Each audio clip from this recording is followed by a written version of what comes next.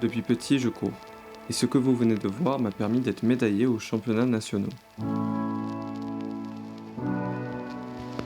Malheureusement, après cette course, plus rien n'a fonctionné. Blessures, stress, mauvaise fréquentation, perte de motivation. Je me suis perdu. Tout sportif, qu'on soit amateur ou professionnel, le sport a un impact crucial dans nos vies.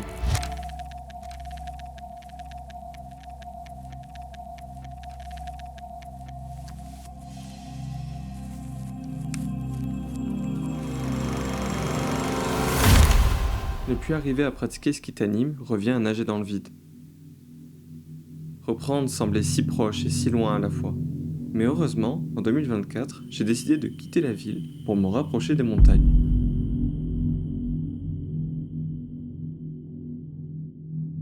Cette décision m'a finalement poussé à sortir de nouveau. Et aujourd'hui, j'ai enfin la sensation de me retrouver.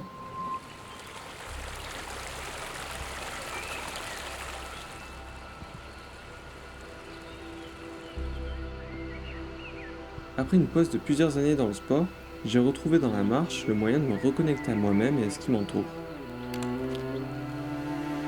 Pour officialiser cette reconnexion, je m'apprête à faire la plus longue randonnée de toute ma vie, en relayant la colline où j'ai repris le sport avec la montagne qui domine ma ville actuelle. 20 km, 1315 mètres de dénivelé positif.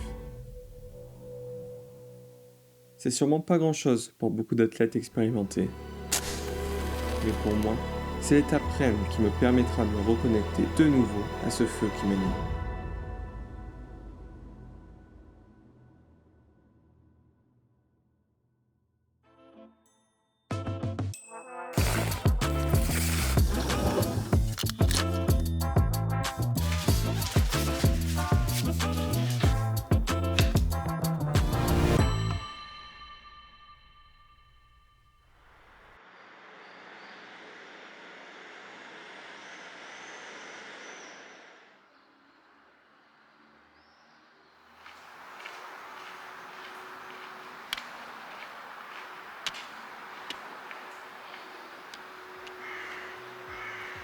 Non, en fait, vous avez dit exactement ce que j'allais faire.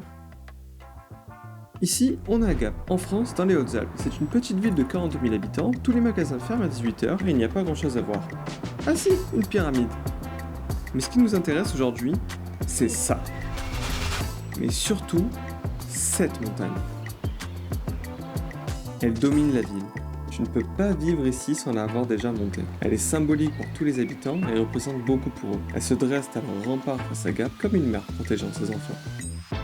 Alors, le site de Charens, c'est une montagne qui culmine à 1850 mètres d'altitude. Donc, c'est à la fois un domaine historique, puisque vous avez l'ancien château des seigneurs évêques de la ville de Gap. C'est à la fois l'association d'espaces agricoles, d'une forêt qui, elle, est encore semi-sauvage, et puis la partie beaucoup plus sportive, parce que monter jusqu'au sommet de Charens à 1850 mètres, c'est quand même quelque chose qui est vertigineux. Aujourd'hui, c'est à la brèche de cette montagne que je me dirige. Et pour ce faire, je pars de Gap, plus exactement depuis la colline de Saint-Mince, car elle est très symbolique pour moi. C'est là-bas que j'ai repris la marche. J'ai parcouru tous ces sentiers, même ceux les plus étroits et les plus cachés. Elle n'a plus aucun secret pour moi. Ensuite, je monterai la petite colline de Puymaure, avant de marcher vers le domaine de Charens, qui est au pied de la montagne. Je me lancerai alors dans l'ascension de Charens, avant de redescendre en ville pour y retrouver mes chats. Et tout ça en évitant la canicule qui frappe à presque 40 degrés.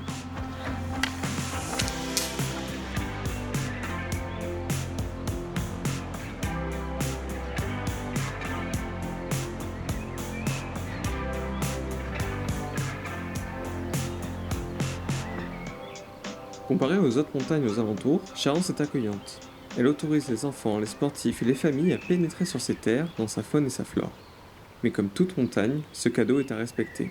C'est une montagne qui est à la fois qui est douce et secrète.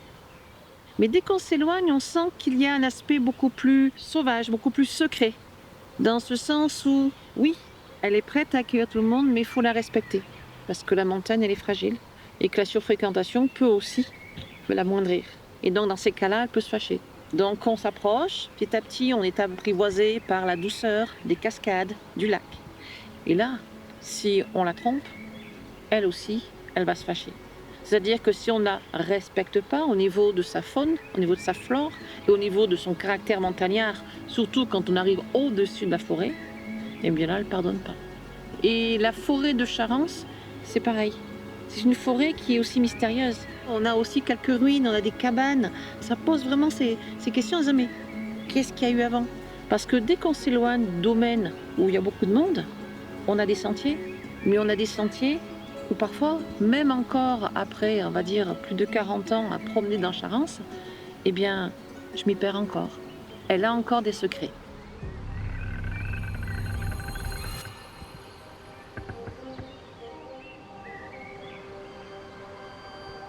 Oh, parce qu'il y a plein d'histoires. On pourrait avoir à la fois l'évocation de certains personnages qui ont vécu à Charance, mais aussi on a toute une voie de passage. On oublie que dans la forêt de Charance, il y a des anciens chemins qui permettaient de rejoindre un village abandonné aujourd'hui, qui est le village de Chaudun. Et donc là, on avait des personnages comme des colporteurs.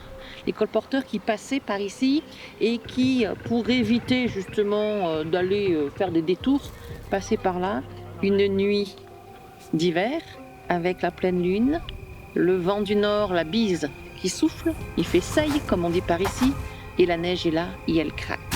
Et les soirs de pleine lune, lorsque la neige craque, on dit que ça fait sortir le loup.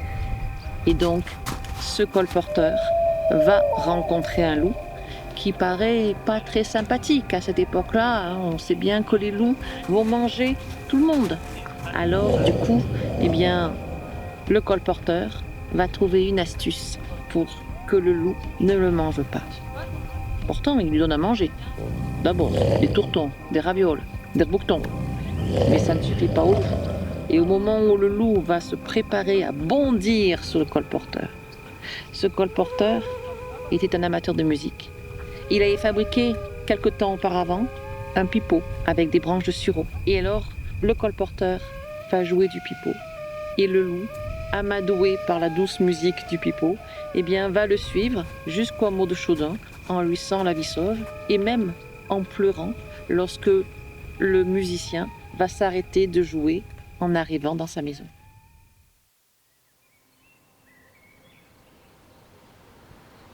Si je marche, c'est 80% pour profiter de la nature et 20% en l'honneur de Legolas, Gimli et Aragorn.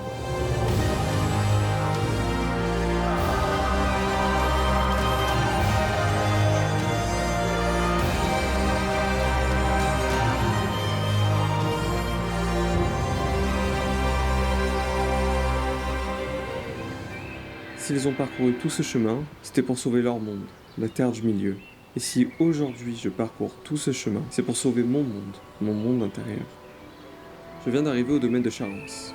Et malgré ma motivation, je reste au pied de cette montagne, ne sachant pas encore si aujourd'hui elle voudra de moi. La nature est plus grande et plus forte que nous. C'est comme s'il y avait une force immense qui gouvernait ces lieux. Ici, dans chaque gravier, dans les écorces et les feuilles, dans chaque animal et dans le vent. Ce n'est pas à moi de décider si je monte en haut. C'est à la montagne de décider si aujourd'hui, elle accepte de m'accueillir ou non. Et cette fois, j'ai comme l'impression qu'elle croit en moi.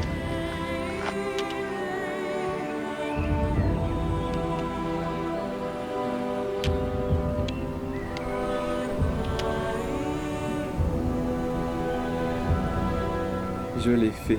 Cette montagne m'a offert ce que trop de jours m'avaient volé. Alors je ne peux que vous conseiller de protéger cette étincelle qui est en vous. Nourrissez-la. Car c'est elle qui vous mènera vers les instants où votre vie ne sera plus simplement vécue, mais intensément ressentie.